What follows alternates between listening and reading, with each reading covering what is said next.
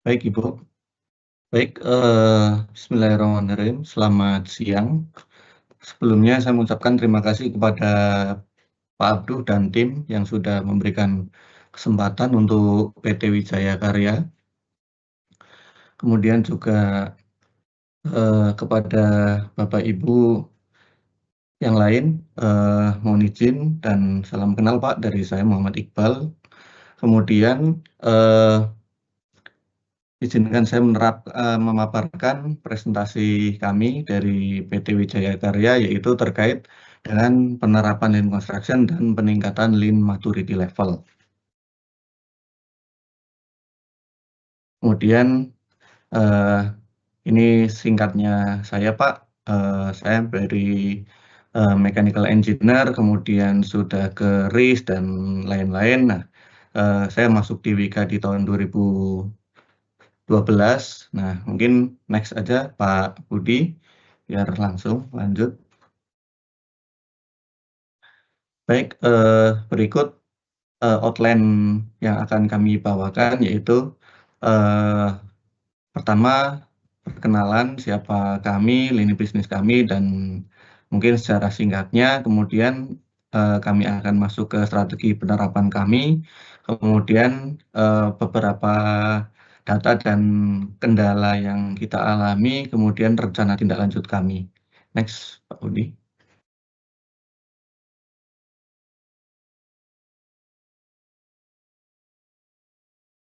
Baik, yang pertama pendahuluan. Baik, next Pak Budi. Kami adalah Wika yang didirikan melalui PP nomor Presiden RI nomor 64 tahun 1961. Kemudian di awal berdiri Wika itu mengawali kinerjanya atau kegiatannya dengan usaha sebagai kontraktor instalasi listrik. Kemudian alhamdulillahnya bisa berkembang menjadi kontraktor sipil dan bangunan, dan di 2007, tepatnya di 27 Oktober, Wika melakukan IPO untuk melepas 28,46 sahamnya, dan berkat suntikan tersebut, alhamdulillah Wika bisa terus berkembang. Baik, next, Pak Budi. Jadi sekilas terkait Wika saat ini, jadi Wika memiliki beberapa lini bisnis terkait investasi, realty, properti, infrastruktur, industrial plan, dan industri pendukung lainnya. Next saja Pak Budi. Di sini beberapa contoh proyek kami, Bapak Ibu. Wika merupakan kontraktor yang bergerak di bidang mulai dari infrastruktur, bangunan gedung, hingga ke industrial plan atau EPCC ya. Jadi misalnya di kami beberapa memiliki pengalaman di EPCC, misalnya di CPP atau Central Processing Plant, seperti yang ada di Matindok. Kemudian kita juga di NPK Fusion Palembang, kemudian kita juga memiliki pengalaman di beberapa pekerjaan DPPU, misalnya seperti DPPU Kertajati, kemudian juga DPPM atau terminal bahan bakar seperti yang di Tanjung Uban. Baik, next. Kemudian eh, masuk ke secara singkat penerapan konstruksi ramping di Wika. Jadi secara eh, resminya Wika memang baru menerapkan konstruksi ramping dimulai di 16 Agustus di 2023. Nah, kick off ini kita dihadiri mulai dari direksi di DHCM, DGSE, kemudian juga beberapa dari SVP divisi-divisi operasi, kemudian dihadiri juga oleh manajer-manajer proyek. Nah, ini di sini kita memaparkan intinya bahwa tujuan Lean Construction seperti apa, kemudian rencana ke depannya seperti apa. Next, Pak Budi. Kemudian masuk ke dalam strategi penerapan. Baik.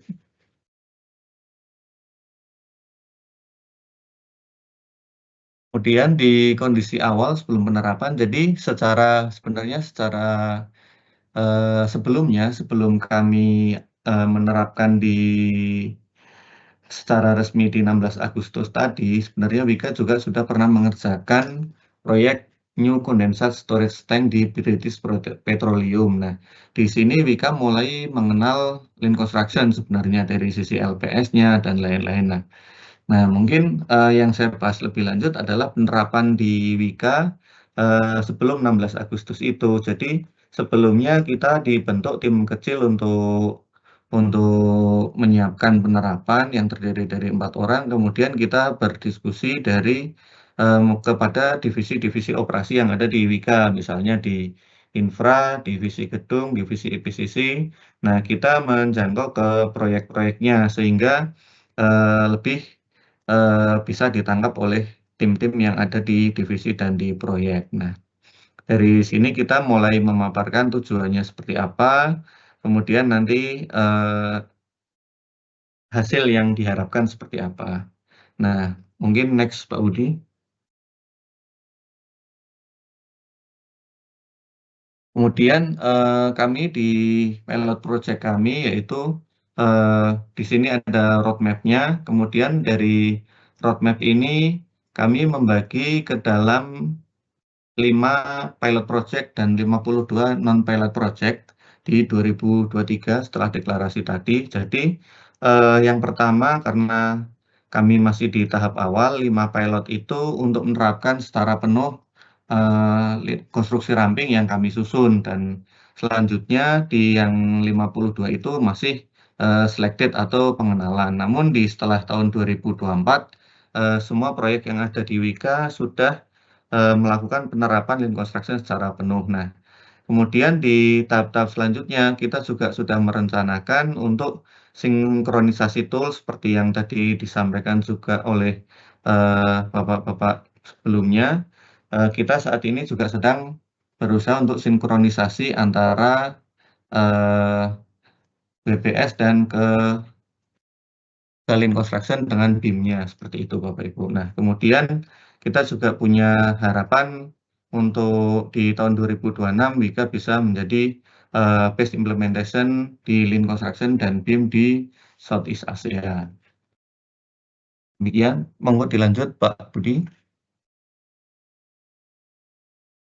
Nah, ini di lokasi kami Bapak Ibu di 5 dan 52 pilot project tersebar di seluruh Indonesia, mulai dari ujung Sumatera hingga ujung Papua. Jadi kami dari konsen kami yang ke-5 pilot project tadi saat ini di 2024 itu berarti sudah ada sekitar 50 lebih pilot proyek yang sudah menjalankan Lean Construction di Wika. Nah, beberapa yang terbaru saat ini kita juga sudah menerapkan di proyek di restorasi tangki Mogas dan di RDF Rorotan. Next. Nah, kami mengawali dari konsep eh, penerapan konstruksi ramping itu. Jadi pada dasarnya memang konstruksi ramping sendiri ini atau less planner system ini kami memang memfokuskan kepada less planner system dahulu. Nah, ini ternyata tidak terpisahkan dari eh, master schedule atau lebih kita kenal di dalam PMBOK-nya itu terkait dengan planning. Jadi semuanya memang kami menerapkan melalui planningnya, kemudian detailnya ada di master schedule, kemudian didetailkan kembali dengan last planner system. Next. Nah, di sini kami tetap mengikuti dari beberapa referensi, misalnya seperti Ballard dan Howell. Jadi kita membagi tadi master schedule itu dibagi dari master schedule, kemudian disequenskan kepada look ahead, kemudian kita detailkan di make ready, dan lain-lain hingga ke weekly-nya. Kemudian dari sini masuk ke production, kita ukur PPC-nya, dan ini prinsipnya nanti akan berulang Bapak Ibu. Jadi tidak hanya mengikuti satu fase ini, tapi ketika misalnya kita sudah sampai di perhitungan PPC, kita bisa melihat apakah rencana yang kita rencanakan tadi bisa benar-benar tercapai atau tidak. Nah, otomatis nanti akan dilakukan update kembali ke dalam master schedule-nya berdasarkan record-record yang kita dapatkan dari hasil penerapan di lapangan. Next. Nah, ini kita tetap mengikuti 8 elemen Last Planner System, mulai dari milestone planning, kemudian full planning, make ready planning, weekly work plan, constraint management, daily huddle, kemudian PPC-nya, dan kita mengukur atau mencatatkan variannya. Nah, varian-varian ini yang saya sampaikan tadi bisa menjadi inputan kembali kepada master schedule tadi, Bapak Ibu. Oke, next. Nah, masuk kepada sistem penerapan dan evaluasi di Wika. Jadi, eh, tadi kan masih istilahnya masih tahapan-tahapan kami, sedangkan saat ini kami masuk ke dalam sistem yang kami bangun. Di sini untuk meningkatkan kompetensi kami membangun yang namanya people development, yaitu membagi dalam 3 tahap training, basic training, intermediate training, advanced training. Di sini membahas terkait bagaimana schedule-nya, kemudian bagaimana menyambungkan ke dalam last planner sistemnya, kemudian juga eh, pembahasan-pembahasan yang lain. Nah, di situ tujuan kami untuk meningkatkan kompetensi personilnya. Kemudian selain itu kita juga menyiapkan LMS. Jadi eh, setiap eh, setiap pegawai atau personel Wika kita siapkan untuk bisa masuk ke dalam LMS dan belajar mandiri di situ. Kemudian di LMS itu sudah ada tahapan-tahapannya yang harus diikuti dan ada post-test dan pre-test dan post-testnya hingga di ujung bisa mendapatkan sertifikat completion. Nah, itu baru tahap pertama.